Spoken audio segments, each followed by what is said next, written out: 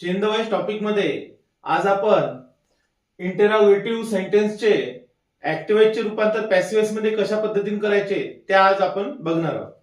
आता बघा, सर्वप्रथम आपल्याला इंटेरोगेटिव्ह सेंटेन्सचं स्ट्रक्चर काय ते बघावं लागेल. बघा, सर्वप्रथम आपल्याला याचं स्ट्रक्चर काय आहे लक्ष द्या.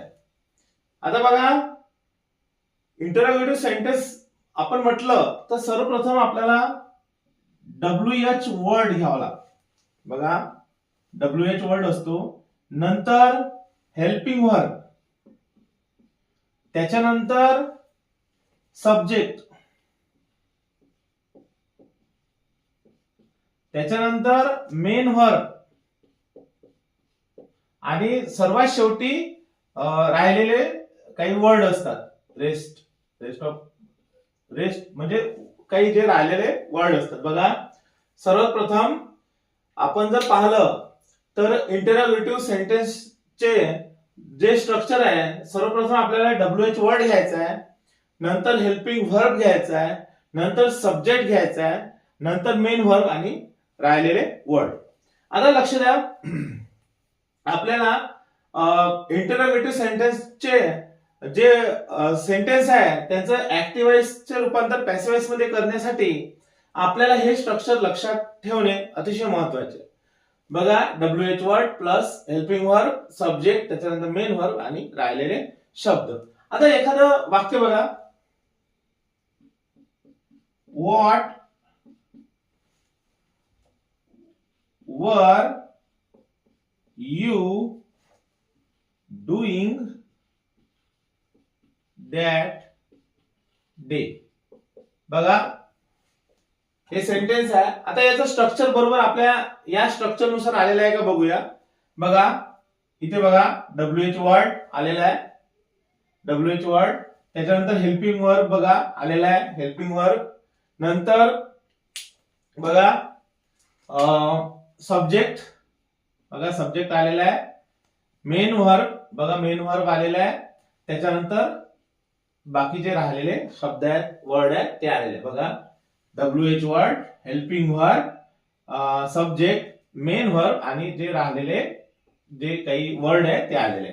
बघा, अशा पद्धतीने आपल्याला जे इंटेरोगेटिव्ह सेंटेन्स आहे त्याचं ऍक्टिव्हाइज मधून पॅसिव्हाइज मध्ये रूपांतर करताना या पद्धतीने आपल्याला ते स्ट्रक्चर घ्यायचं आहे. आता बघा, दुसरं आणखी काय.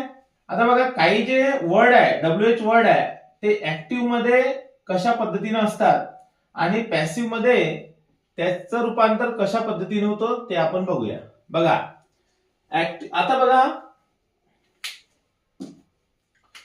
व्हॉट हा शब्द आहे, व्हॉट हा WH वर्ड आहे, हा ऍक्टिव्ह मध्ये व्हॉट असतो आणि पॅसिव्ह मध्ये पण त्याचं रूपांतर व्हॉट मध्येच होते. बघा, त्याच्यानंतर वेअर, या WH वर्डचं रूपांतर सुद्धा वेअर मध्येच होईल पॅसिव्हाइज मध्ये. नंतर हाऊ, याचं रूपांतर सुद्धा हाऊ मध्येच होतो. नंतर व्हेन, याचं रूपांतर सुद्धा व्हेन मध्येच होते. त्याच्यानंतर हू, फक्त हा एक शब्द आहे. बघा, लक्ष द्या, बघा, हा एक WH वर्ड आहे की ज्याचं रूपांतर ऍक्टिव्हाइज मधून पॅसिव्हाइज मध्ये करताना बाय हुम मध्ये होतो. बघा बघा, हाच एक शब्द आहे WH वर्ड की ज्याचं रूपांतर आपण ऍक्टिव्हाइज मधून पॅसिव्हाइज मध्ये करताना बाय हुम अशा पद्धतीने होतो. तर लक्ष द्या, आता अशा पद्धतीने आपल्याला ते स्ट्रक्चर येणं महत्वाचं आहे. WH word, helping verb, subject, main verb आणि राहिलेले शब्द. अशा पद्धतीने आपण ते एक सेंटेन्स पाहिलेला आहे, what were you doing that day. इथे बघा, WH वर्ड आलेला आहे, हेल्पिंग वर्ब आलेला आहे, त्याच्यानंतर सब्जेक्ट आलेला आहे, वर्ब आले, मेन वर्ब आलेला आहे आणि राहिलेले काही शब्द आलेले. तर अशा पद्धतीने आपल्याला ते स्ट्रक्चर आणायचं आहे. त्याच्यानंतर ऍक्टिव्हाइज मधून पॅसिव्हाइज मध्ये रूपांतर करताना आपल्याला काही शब्द आहे, काही शब्दांमध्ये बदल होतो आणि काही शब्दांमध्ये जशीच्या तसे राहतात. जसं व्हॉट व्हॉटच राहील, वेअरच राहील, पॅसिव्ह वॉइस मध्ये सुद्धा हाऊ ऍक्टिव्ह वॉइस मध्ये आणि पॅसिव्ह वॉइस मध्ये सेम राहील, त्यानंतर व्हेन सुद्धा सेम राहील, फक्त हूचे रूपांतर आपल्याला बाय हुम मध्ये करावे लागेल. म्हणजे हू जर आलेला असेल तर त्याचं रूपांतर बाय हुम मध्ये होईल. अशा पद्धतीने आपण या गोष्टी जर आपल्या लक्षात राहिल्या तर इंटरोगेटिव्ह सेंटेन्सचे जे सेंटेन्सेस आहे त्याचं आपण ऍक्टिव्ह वॉइस मधून पॅसिव्ह वॉइस मध्ये अगदी सहज पद्धतीने रूपांतर करू शकतो. तर आता आपण काही एक्झाम्पल बघूया. बघा आताच आपण इंटरोगेटिव्ह सेंटेन्स म्हणजे काय, तसेच त्याचे ऍक्टिव्ह वॉइस मधून पॅसिव्ह वॉइस मध्ये रूपांतर करताना त्याचं स्ट्रक्चर कशा पद्धतीने ठेवायचं आहे. म्हणजे त्याचं स्ट्रक्चर म्हणजे जसं सुरुवातीला आपल्याला WH वर्ड ठेवायचा आहे, त्याच्यानंतर हेल्पिंग वर्ब, नंतर सब्जेक्ट आणि नंतर मेन वर्ब आणि सर्वात शेवटी राहिले जे वर्ड आहे ते. त्याच्यानंतर इंटरोगेटिव्ह सेंटेन्सचा ऍक्टिव्ह वॉइस मधून पॅसिव्ह वॉइस मध्ये रूपांतर करताना कोणते वर्ड जसे तर जसे राहतात तसेच कोणते वर्ड चेंज होतात ते आपण पाहिलेलं आहे. तर आता बघा आता काही एक्झाम्पल आपण सोडून बघूया. काही ते ऍक्टिव्ह वॉइसचे रूपांतर सेंटेन्स दिलेले आहे, तर आपल्याला त्याचं रूपांतर पॅसिव्ह वॉइस मध्ये करायचं आहे. कशा पद्धतीने करायचं बघूया. सर्वप्रथम आपल्याला बघा जे वाक्य दिलेले आहे हु टूक द बुक, आता या वाक्याचा सर्वप्रथम आपल्याला टेन्स ओळखावा लागेल कोणता आहे. तर आता बघा इथे काय आहे आणि त्याच्यानुसारच आपण त्याचं ऍक्टिव्ह वॉइस मधून पॅसिव्ह वॉइस मध्ये रूपांतर करूया. आता बघा इथे काय आहे, इथे टूक दिलेला आहे, व्हर्बचा सेकंड फॉर्म आहे, म्हणजे याचा अर्थ हा सिंपल पास्ट टेन्स आहे. बघा हा सिंपल पास्ट टेन्स आहे. आता आपल्याला माहित आहे सिंपल पास्ट टेन्स याचं ऍक्टिव्ह वॉइस मधून पॅसिव्ह वॉइस मध्ये करताना याच्यात काय बदल करावा लागतो आपल्याला. बघा वॉज किंवा मग वर घ्यायचा आहे आपल्याला अकॉर्डिंग टू सब्जेक्ट, त्याच्यानंतर व्हर्बचा थर्ड फॉर्म. बघा या पद्धतीने आपल्याला सिंपल पास्ट टेन्स मध्ये आपण या पद्धतीने बदल करत असतो. आता बघा सर्वप्रथम WH वर्ड घ्यायचा आपल्याला. आपलं जे स्ट्रक्चर आहे ते आपल्याला माहित आहे. आपलं स्ट्रक्चर काय आहे, सर्वप्रथम आपल्याला WH वर्ड घ्यायचा आहे, नंतर हेल्पिंग वर्ब घ्यायचा आहे.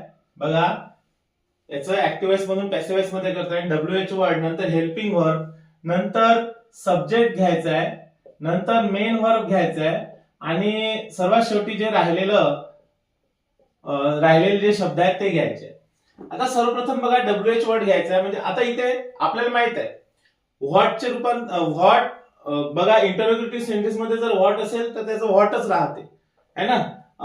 त्याच्यानंतर वाय असेल तर वायच राहील, परंतु जर हु असेल तर त्याचं रूपांतर हुम मध्ये होतं, बाय हुम मध्ये होतं. बघा हुचं रूपांतर बाय हुम आपण पाहिलेलं आहे. आता बघा बाय हुम मध्ये त्याचं रूपांतर होईल. बघा हुचे रूपांतर झाले बाय हुम मध्ये. नंतर आपलं काय स्ट्रक्चर आहे हेल्पिंग वर्ब. आता बघा इथे सेकंड फॉर्म दिलेला आहे, त्याच्यामुळे आपल्याला वॉज किंवा वर घ्यायचा आहे. आता द बुक हा सिंग्युलर आहे, त्याच्यामुळे आपण वॉज घेऊया. आता द बुक मुळे का घेतलेला आपण, कारण हा इथे ऑब्जेक्ट आहे, त्याचा आता सब्जेक्ट होणार आहे आणि त्याच्यानुसारच आपण हेल्पिंग वर्ब घेत असतो. बघा वॉज द बुक, आता वरचा थर्ड फॉर्म टूकचं टेकन आणि क्वेश्चन मार्क. बघा अशा पद्धतीने आपण त्याचं ऍक्टिव्ह वॉइस मधून पॅसिव्ह वॉइस मध्ये रूपांतर केलेलं आहे. बघा आपलं जे सेंटेन्स आहे ते काय होतं, हु टूक द बुक. आता याचं रूपांतर काय झालं, आपण हुचं रूपांतर केलं बाय हुम मध्ये, त्याच्यानंतर हेल्पिंग वर्ब घेतलं वॉज, द बुक. बघा इथे हा जो ऑब्जेक्ट होता इथे सब्जेक्ट बनवला त्याचा, आणि नंतर इथे बघा टेकन म्हणजे वर्बचा थर्ड फॉर्म घेतलेला आहे. आता बघा पुढचं सेंटेन्स आपण करून बघूया, त्याचे चेंजेस करून बघूया. बघा आता इथे पण सुद्धा बघा व्हॉट डिड शी बाय. आता लक्ष द्या व्हॉट डिड शी बाय. आता याच्यात आपल्याला डिड आणि व्हर्बचा फर्स्ट फॉर्म आहे, म्हणजे हे सेंटेन्स सुद्धा कशामध्ये आहे, सिंपल पास्ट मध्येच आहे. आता सिंपल पास्टचा ऍक्टिव्ह वॉइस मधून पॅसिव्ह वॉइस करताना या गोष्टी आपल्याला लक्षात असणे महत्वाचं आहे.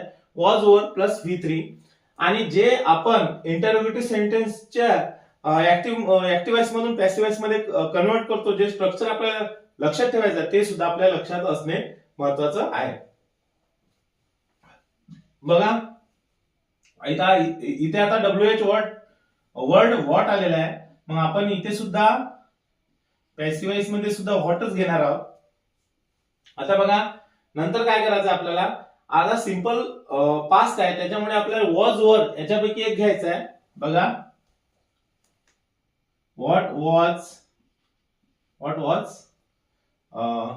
त्याच्यानंतर आता बघा इथे काय झालेलं आहे, नंतर बॉट बायचं थर्ड फॉर्म बॉट बाय, शीचं काय होईल हर. बघा लक्षात आलं का तुमच्या. आपण काय केलेलं आहे, व्हॉट डिड शी बाय याचं ऍक्टिव्ह वॉइस मधून पॅसिव्ह वॉइस मध्ये रूपांतर करताना काय केलेलं आहे, आपण व्हॉटचा जसाच्या तसा शब्द घेतलेला आहे, नंतर वॉज लावलेला आहे आपण इथे, आणि व्हर्बचा थर्ड फॉर्म घेतलेला आहे बाय हर. अशा पद्धतीने आपण त्याचा बदल केलेला आहे. आता पुन्हा पुढचं वाक्य बघा, why did he punish you, why did he punish you. आता बघा इथे आपल्याला काय करायचं आहे, हे वाक्य डिड आणि व्हर्बचा फर्स्ट फॉर्म म्हणजे याचा अर्थ हे वाक्य सिंपल पास्ट मध्ये आहे. आता त्याच्या म्हणजे आपल्याला याच्यानुसारच घ्यायचा, वॉज वर प्लस V3, आणि जे आपलं याचं स्ट्रक्चर आहे त्याच्यानुसार आपल्याला याच्यात बदल करायचा. जसं वाय हा शब्द जसाच्या तसा घ्यायचा आहे वाय. त्याच्यानंतर आपल्याला बघाय त्याच्यानंतर आपल्याला काय करायचं, वॉज वर आणि V3 म्हणजे वॉज किंवा वर याच्यापैकी हेल्पिंग वर्ब घ्यायचा. आता इथे काय होईल, why did he punish you, ठीक आहे.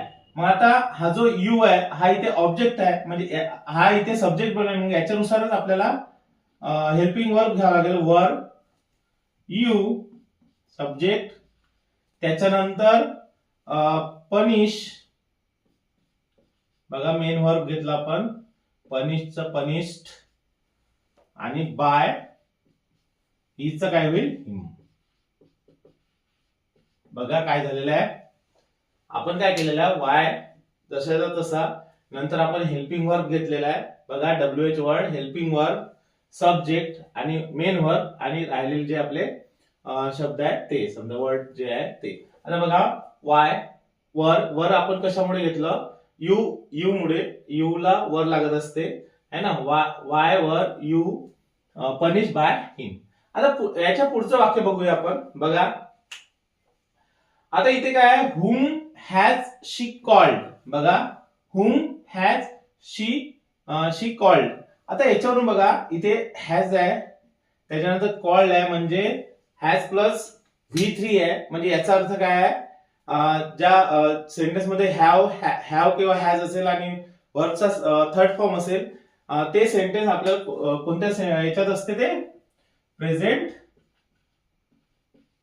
प्रेझेंट परफेक्ट टेन्स मध्ये.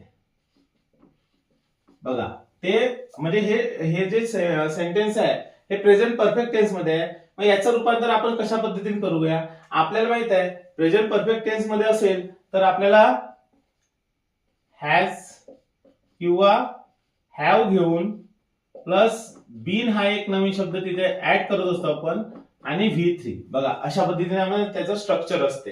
आता लक्ष द्या, आता इथे हुम आहे, हुमचं रूपांतर आपण हु मध्ये करत असतो. बघा हु असला बाय हुम, आणि हुम असलं तर हु मध्ये त्याचं रूपांतर करूया. त्याच्यानंतर बघा हॅज घ्यायचं आपल्याला, हॅव किंवा हॅज, इथे हॅज घ्यावं लागेल. बघा हु हॅज, आता काय झालं, WH वर्ड झाला, हेल्पिंग वर्ब झालं. त्याच्यानंतर आता सब्जेक्ट, इथे सब्जेक्ट येणार नाही कारण इथे ऑब्जेक्ट नाही आहे. बघा सब्जेक्ट नाही येणार. त्याच्यानंतर हु हॅज कॉल्ड, बघा हु हॅज एक नवीन शब्द इथे ऍड करायचा आपल्याला, बीन.